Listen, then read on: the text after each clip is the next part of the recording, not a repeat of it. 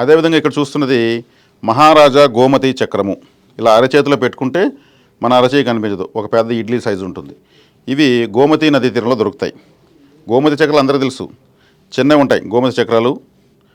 అదేవిధంగా ద్వారకా గోమతి ఇంకొంచెం పెద్ద ఉంటాయి. ఇది మహారాజా అంటే గోమతి చక్రాల్లోకి మహారాజా లాంటిది. ఇప్పుడు గోమతి చక్రాలు 16 గోమతి చక్రాలు పెట్టి 16 పుష్పాలు పెట్టి 16 నైవేద్యాలు పెట్టి అమ్మవారి యొక్క 16 నామాలు చదువుతూ లక్ష్మీదేవి యొక్క నామాలు చదువుతూ పూజిస్తారు. ఈ ఒక్క గోమతి చక్రానికి పూజిస్తే 16 చక్రాలకు వచ్చే ఫలితం దీనికి ఒక్కదానికే వస్తుంది. అందుకే మహారాజు లాంటిది. ఇది పూజా మందిరంలో, మరీ ముఖ్యంగా వ్యాపార స్థలంలో, గల్లాపెట్టులో పెట్టుకోవచ్చు. ఇది ఎక్స్పైరీ అవ్వదు. ఒకవైపు చూస్తే సుడిగుండం లాగా ఉంటుంది, సముద్రంలో సుడులు తిరిగితే ఆ సుడి దీంట్లో ఉంటుంది. సుదర్శన చక్రం యొక్క డిజైన్ ఉంటుంది. ఒకవైపు 6, ఒకవైపు 9, ఇటువంటి అత్యద్భుతమైనటువంటి మనకు తెలిసినటువంటి అన్ని రకాల సింబల్స్ ఇందులో ఉంటాయి. శ్వేతవర్ణంతో మరి క్షీరవర్ణంతో అద్భుతంగా ఉండే ఈ గోమతి చక్రము ధన ఆకర్షణ వస్తువుగా చెప్పబడుతుంది. మీరు తెప్పించుకొని ఫలితాలు పొందవచ్చు. ఇక్కడ కనిపిస్తున్నాడు వినాయకుడు, విఘ్నేశ్వరుడు. ఎరుపు అత్తి చెట్టు అంటే రెడ్ ఫిగ్ వుడ్. ఈయన అత్తి విఘ్నేశ్వరుడు అంటారు. ఈ అత్తి విఘ్నేశ్వరుడు సంతానం కొరకు, ధనము కొరకు, కుటుంబ ఐక్యత కొరకు ఎక్కువగా పనిచేస్తాడు 3 మంత్రాలతో. కాబట్టి నిధి గణపతి మంత్రము, లక్ష్మీ గణపతి మంత్రము. కాబట్టి ఇట్లాంటి మంత్రాలన్నీ కూడా ప్రాణప్రతిష్ఠ చేసి ఈ విగ్రహానికి రిజిస్టర్ చేసి అందివ్వడం జరుగుతుంది. ఈ అత్తి గణపతిని పూజించిన వాళ్ళకు విద్యాప్రాప్తి కూడా ఎక్కువగా ఉంటుంది. కాబట్టి అత్తి చెట్టు చూస్తే ఆ ఒక్క పండు తీసుకుంటే కొన్ని వేల విత్తనాలు ఉంటాయి, అంటే ఫలితం ఎక్కువ. అత్తి చెక్కలోనే దేవతా విగ్రహాలు ఎక్కువ చెక్కుతారు. ఒక ఆలయం జీర్ణోద్ధరణ చేస్తుంటే ఆ ఆలయానికి విగ్రహాలుగా అత్తి చెక్కతోనే చేస్తారు విగ్రహాలు. అత్తి చెక్కతో పైన కూర్చొని చేసిన మెడిటేషను వేగంగా ఫలితాన్ని ఇస్తుంది. కాబట్టి అత్తి చెక్క పైన కూర్మ యంత్రం లెక్కించి అందుపైన సాధన చేస్తారు. అటువంటి అత్తి చెక్కతో చేసినటువంటి ఈ యొక్క అత్తి విఘ్నేశ్వరుణ్ణి మీరు తెప్పించుకుని, ముఖ్యంగా పిల్లలు ఈరోజు విద్యల్లో, చదువుల్లో వేగంగా వెళ్ళాలంటే ఆర్థికంగా ఎంతో సౌలభ్యం తల్లిదండ్రులు కూడా కావాలి, అదేవిధంగా ఐక్యత కావాలి. అవన్నీ కూడా ఈ 3 దీంట్లో ఉన్నాయి. మీరు తెప్పించుకుని ఈ విగ్రహాన్ని మీరు ఫలితం పొందొచ్చు. ఈ విగ్రహానికి ఏ మంత్రాలు చెప్పాలని మంత్ర కార్డు కూడా మీకు ఇవ్వడం జరుగుతుంది. పవిత్రమైనటువంటి పూజా ప్రసాదాలు కూడా దీంతో పాటు పంపించడం జరుగుతుంది. కింద నెంబర్కి ఫోన్ చేసి మీరు తెప్పించుకుని మంచి ఫలితాలు పొందొచ్చు. అదేవిధంగా మీకు లక్ష్మీ వరాహస్వామి, ఈ లక్ష్మీ వరాహస్వామి మీకు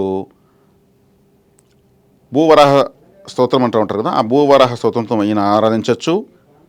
ఈ లక్ష్మీ వరాహస్వామిని పూజించిన వాళ్ళకు భూయోగము, భూ సమస్యలను పోతాయి. ప్లస్ కౌలవకరణంలో జన్మించిన వాళ్లకు చాలా ఉపయుక్తంగా ఉంటుంది. వరాహ క్షేత్రాలు చాలా తక్కువ ఉన్నాయి మన ఆంధ్రప్రదేశ్లో. తిరుమల, అదేవిధంగా సింహాచలం, అదేవిధంగా విజయవాడలో కూడా ప్రకాశం బ్యారేజ్ పైన ఈ మధ్యన నిర్మించారు. అక్కడక్కడ ఇప్పుడే కడుతున్నారు. కాబట్టి ప్రాచీన క్షేత్రాలు తిరుమల, సింహాచలం. ఇలా ఈ ఆలయాలకు వెళ్ళే సౌకర్యం లేని వాళ్ళు లక్ష్మీ వరాహస్వామి యొక్క విగ్రహాన్ని తెప్పించుకొని ఫలితాన్ని పొందొచ్చు. ఏ మంత్రం చెప్పాలో ఆ మంత్రం కార్డు కూడా ఇవ్వడం జరుగుతుంది. ఒక సాలగ్రామాన్ని కూడా బహుమతిగా ఈ విగ్రహం తీసుకున్న వాళ్ళకి ఇవ్వబడుతుంది. చక్కగా తెప్పించుకొని వరాహస్వామి యొక్క అనుగ్రహాన్ని మీరు పొందగలని తెలియజేసుకుంటున్నాను. ఇక్కడ చూస్తున్నది మహామేరు శంకు. అంటే మేరు అంటే ఒక మేరు పర్వతం, ఒక పిరమిడ్ లాగా ఉంటుంది. అప్స్టైర్స్గా ఉంటుంది. ఇది లక్ష్మీకరమైనటువంటిది. ఇది కూడా సముద్రంలో లభిస్తుంది. ఇది ఎవరు మనుషులు తయారు చేసేది కాదు. 7 వర్ణాలు ఇందులో కనిపిస్తాయి. ఎండలో పెట్టి చూస్తే 7 రంగులు కనిపిస్తాయి. అంటే పలు రకాల అభివృద్ధి, మల్టిపుల్ డెవలప్మెంట్ అని చూపిస్తానని నమ్ముతారు.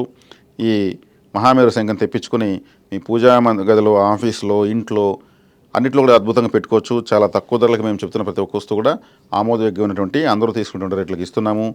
ఈ యొక్క మహామేరు శంఖను కూడా మీరు తెప్పించుకుని లక్ష్మీకరమైనటువంటి పరిస్థితులు మీరు పొందుతారని ఆశిస్తున్నాము. క్రింది నెంబర్కి ఫోన్ చేసి మీరు తెప్పించుకోవచ్చు. ఇక్కడ చూస్తున్నది కరుంగలి, అభయహస్త కరుంగలి సుబ్రహ్మణ్య స్వామి. ఈ సుబ్రహ్మణ్య స్వామి అంటే ఈయన అతీతమైన శక్తులు కలవాడు. దేవతల్లోకి అంతా కూడా ఈయన చాలా ప్రత్యేకమైన దేవుడు. ఎందుకంటే యుగము అంతరించి ఇంకొక యుగం పెట్టే ముందు యుగానికి మధ్యలో సంధికాలంలో కూడా ఈయన శక్తిని కోల్పోకుండా వెలుగులతో ఉండేటువంటి ఏకైక దేవుడు. ఈయన దేవసేనాని. భద్రకరణలో పుట్టిన వాళ్లకు కరణదేవత అవుతాడు. అదేవిధంగా ఎంతోమందికి కులదేవతగా కూడా ఆరాధించబడుతున్నాడు. తంత్రశాస్త్రంలో, తాంత్రికంలో ఈయన మించినటువంటి దేవత లేరు. పరమేశ్వరుడికి జ్ఞానోపదేశం చేసినటువంటి స్వామినాథుడు. మరి ఈయన విశేషమైనటువంటి శక్తి ఫలప్రదతగా తెలియజేయబడతాడు. ఈయన యొక్క విగ్రహము కరుంగలలో చేయబడింది. ఇది కూడా ప్రాణప్రతిష్ఠ విగ్రహమే. మీరు సుబ్రహ్మణ్య ఆరాధన ఎంత ఎక్కువ చేసుకుంటే మీకు మరీ ముఖ్యంగా ఆడవాళ్లకు భర్తకారకుడైన కుజుడికి అధిష్టాన దేవత, మగవాళ్లకు పౌరుషానికి ప్రతీకైనటువంటి కుజుడికి అధిష్టాన దేవత. కాబట్టి ఈయన తెప్పించుకుని ఆరాధించుకోవడం చాలా చాలా ముఖ్యం. మీరందరూ కూడా ఈ వీడియో చూసిన తర్వాత క్రింది నెంబర్కి ఫోన్ చేసి వివరాలు తెలుసుకుని తెప్పించుకుని స్వామివారి యొక్క అనుగ్రహానికి పాత్రలు కాగలరని ఆశిస్తున్నాం. అదేవిధంగా ఇక్కడ చూస్తున్నది సెంగాలి కర్ర. 3 సైజులు ఉంది. ఈ సెంగాలి అంటే కులదేవత కర్ర లేదా సెంగాలి కర్ర అంటారు. ఈ సెంగోల్ అనేటువంటి ఇదే గుడ్డతో చేసినటువంటి ఒక సెంగోల్ అనేటువంటి కొయ్యని మన ప్రధానమంత్రి గారు పార్లమెంటు నూతన భవనంలోకి వెళ్ళేటప్పుడు సెంగోల్ని ఎత్తుకుని లోపలికి వెళ్ళారు. అంటే గృహప్రవేశము. బంగారు కవచం వేసి నంది విగ్రహం పెట్టి తీసుకెళ్లారు. అది అప్పుడు అందరికీ అర్థమైంది. అప్పుడు ఆశ్చర్యమైంది, ఈ సెంగోల్ అంటే ఏంది అని. స్వాతంత్రం వచ్చేటప్పుడు కూడా ఇదే సెంగోల్తోనే స్వాతంత్రాన్ని స్వీకరించారు. రాజాజీ గారు, చక్రవర్తి రాజగోపాలాచారి ఆయన స్వాతంత్రం తీసుకునేటప్పుడు పండితులతో సంప్రదించి భరతమాత యొక్క స్వాతంత్రాన్ని స్వీకరించేదానికి ఒక పవిత్రమైన వస్తువు కావాలని దీంతోనే జరగడం జరిగింది. మీరు నెట్లో కొడితే గూగుల్ అన్ని వివరాలు వస్తాయి. నేను చెబుతున్నామని మీరు చూడొచ్చు. ఇది భరతమాతనే స్వీకరించగలిగిన శక్తి కలిగినటువంటిది. ఇప్పుడు కూడా తమిళనాడులో నగర మేయర్ కానీ ఇంకా మున్సిపల్ చైర్మన్, కార్పొరేషన్ మేయర్స్ వీళ్ళంతా కూడా ఈ సెంగోల్ కర్రనే తీసుకొని పోయి కూర్చుంటారు. అక్కడ వాళ్ళకు మాత్రం వెండితో చేసిన కవచాలు వేస్తారు. దేశ స్వాతంత్రం వచ్చినప్పుడు బంగారు కవచం వేస్తారు. ఇది మీకు కులదేవత అనుగ్రహాన్ని అనుగ్రహిస్తుందని ఎక్కువగా దక్షిణ భారతదేశంలో కేరళ, తమిళనాడు, పాండిచ్చేరి, కర్ణాటక ప్రాంతాల్లో విశ్వసిస్తారు. ఈ కర్రకు ఉన్నటువంటి మహత్యము స్వయంగా జరిగినటువంటి సంఘటనలు మీకు తెలియజేశాను. ఈ కర్రను మేము కులదేవత అనుగ్రహం లేని వాళ్ళకు, కులదేవత తెలియని వాళ్ళకి ఇస్తున్నాము. ఇందులో ఇది 1 ఫీట్ ఉంటుంది, ఇది 8 ఇంచెస్ ఉంటుంది, ఇది 6 ఇంచెస్ ఉంటుంది. ఈ 3 సైజులు ఉంటాయి. ఇవన్నీ ఈ చిన్న సైజు తీసుకుని వెహికల్స్లో పెట్టుకుంటారు, గల్లాపెట్లో పెడతారు. కొనుక్కోగలిగిన వాళ్ళు పెద్దది తీసుకుని పూజ రూమ్లో పెడతారు. వీటిని పెట్టి మీరు సాంబ్రాణి దూపం చూపించి ఏదైనా డ్రై ఫ్రూట్స్ నైవేద్యం పెట్టి 1-2 విడి పుష్పాలు పెట్టి నమస్కారం చేసుకుంటే చాలు. కులదేవత ఆరాధన తెలియకుండా ఎంతోమంది వంశాభివృద్ధి జరగకుండా వంశాలు క్షీణించిపోతూ, వృత్తుల్లో క్షీణించిపోతూ, కులదేవత అంటే వెంకటేశ్వర స్వామిని, నరసింహస్వామిని, మరిదో దేవతని ఆరాధిస్తున్నారు. వాళ్ళు యుగ దేవతలు, గొప్ప దేవతలే. కానీ మీ కులదేవత వేరు. కులదేవత మీ కులానికి మాత్రమే ఉంటుంది. వెంకటేశ్వర స్వామి కలియుగం మొత్తానికి, ప్రపంచం మొత్తానికి దేవుడు. కాబట్టి వాళ్ళు పరదేవతలు.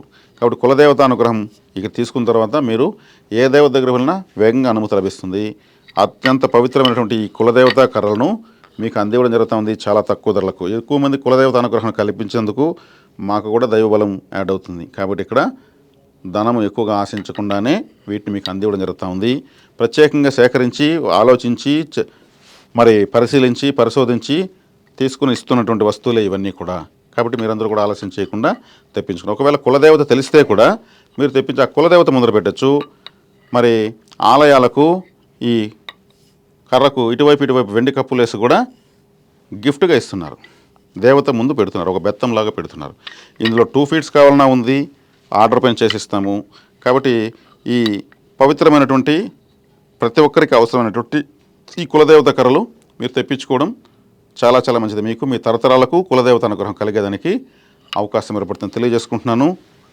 కింది నెంబర్కి ఫోన్ చేసి మీరు తెప్పించుకోవచ్చు. స్వస్తి.